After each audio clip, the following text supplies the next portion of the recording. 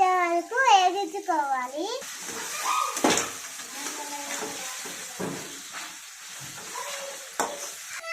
Table spoon అల్లం అయితే వేయాలి, 2 స్పూన్ల అల్లం అయితే వేయాలి.